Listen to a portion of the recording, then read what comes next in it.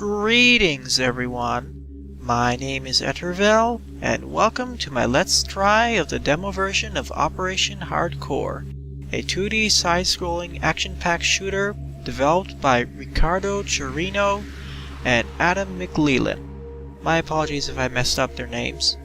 Essentially, it's inspired by the 2D retro side-scrolling shooters of the yesteryear.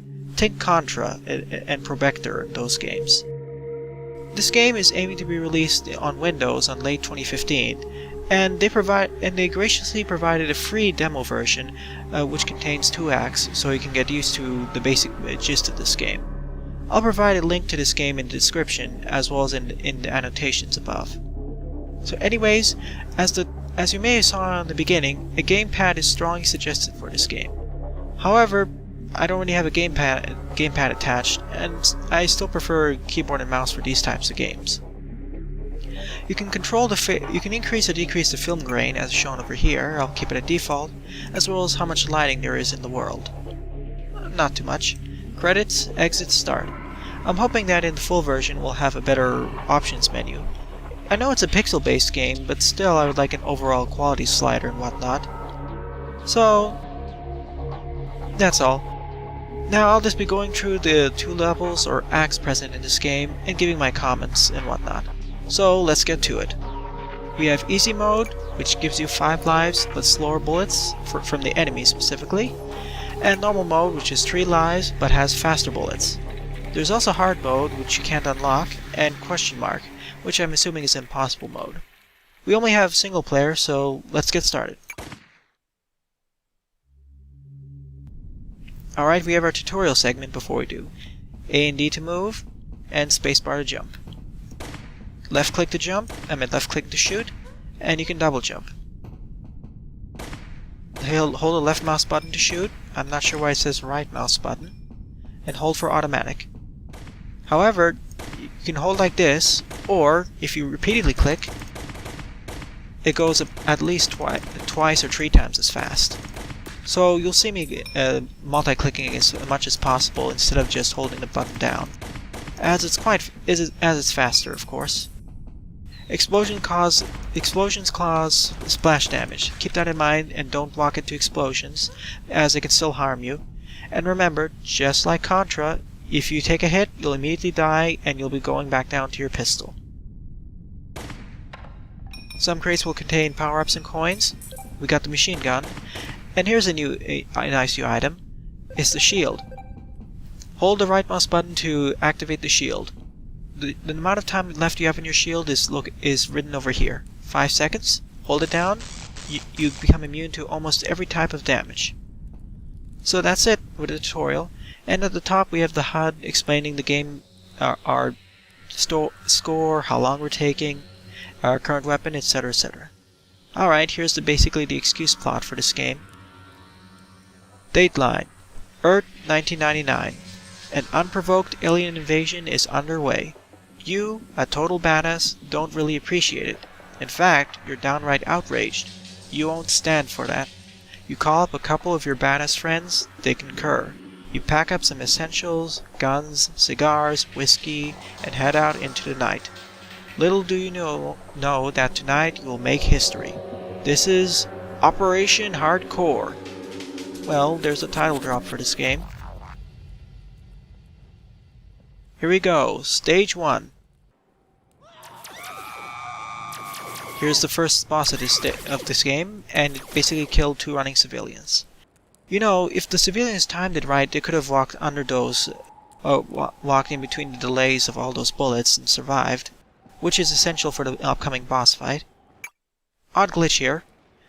I have to press escape and not for the reticule to come. You'll see me pre-firing a lot in this game.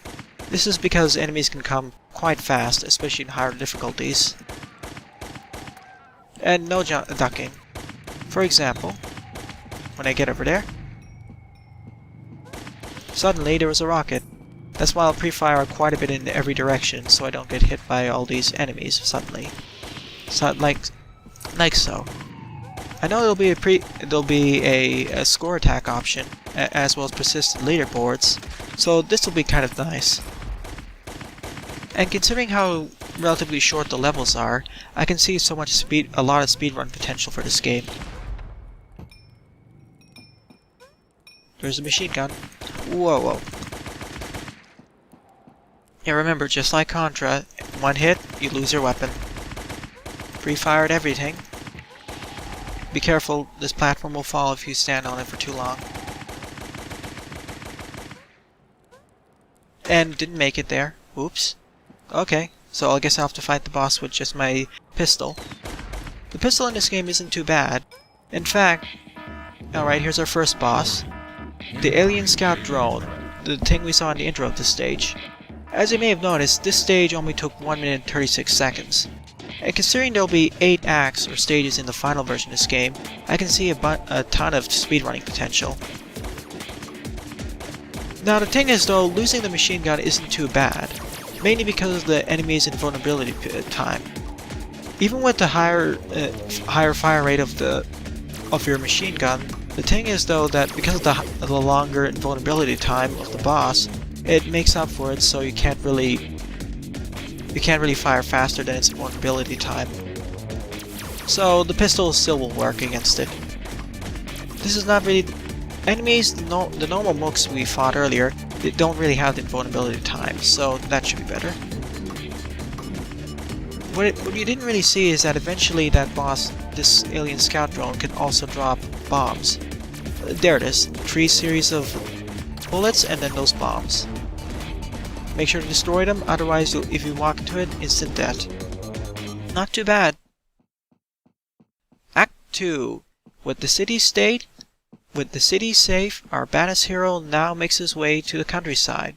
What evil lurks within the darkness of the forest? Lots of strange creatures. Alright, here's the store. We can buy permanent upgrades which will persist in the rest of the run. As you may have noticed, there's actually 3 slots here. Eventually, in the final version of this game, it'll have up to 3-player co-op. So these are for other players, of course. And each player will have their own money, I think. We can increase the rate of fire, as well as if we want to start with spread gun. I probably want to take a shield. And cooldown. Why not? Remember, the shield pickups are lost if you lose all your lives. As you notice, I still have 2 lives, but if I lose them, I'll start again from this stage, but I'll lose all the money and I'll lose all the shield power-ups. There's something on the left. As the game suggests in the description, there are a bunch of hidden areas which will be in the final version. This is one of them. If you go left of here on these rickety platforms, there'll be an extra weapon you can get. Let's see if I can get it without dying. There I go. This took a lot of tries to get in when I was practicing, as I kept dying all over the place. But here's the spread gun. Just like Contra, it's really powerful. Well, its rate of fire is a little bit higher, but its main usage is that it has such a large coverage, you can easily hit everything. So, no worries about getting hit. Just be very careful about those yellow reddish enemies. When they die, they release a pentagon spread of all those bullets, which start out slow, but they eventually speed up to be quite fast. And once you get 10,000 score, just like classic games, you get an extra life. Be careful. As always, that's why I'll pre-fire, just like I did in the old Contra games. I always constantly fired everywhere, so I wouldn't get killed, and lose my spread gun and other good weapons. Yep, those green-eyed ones, be very careful about them. I'm seeing if I can lure this. Yeah, be careful with these platforms. Whoa. Yeah, be very careful, and yeah, some of the spawn points are a little bit strange. Oh well, I lost my spread gun, and back to the dinky pistol. Oh well, I have 2 lives left for the boss. Time for the Ocular Slayer. I'll just call it Slayer. Just like the alien scout drone, because its invisibility time is kind of longer, it doesn't really matter having the machine gun or spread gun. Though it makes taking care of his mooks much simpler because of the higher spread. It's a little bit more challenging, but just like before, it goes down pretty simply. When he does this wavy sinusoidal pattern, get in these lower platforms and you should be able to dodge a bunch of those attacks. Just keep dodging and weaving under these bullets and it should be fine. I can imagine this could be a lot more challenging if you were fighting this boss on a harder difficulty setting.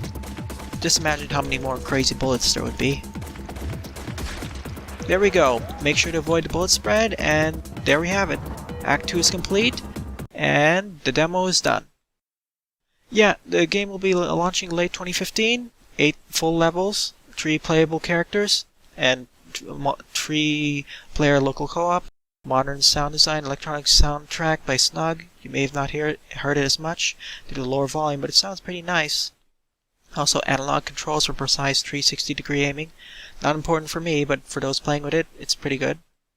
Modern particle, atmospheric, and lighting effects. Persistent global scoreboard. This is pretty good considering how it seems like the game is kind of short, seeing the length of these 2 acts, but though this might change for later ones. So having a global scoreboard and global time board would be a nice way to repeatedly play and get better at it.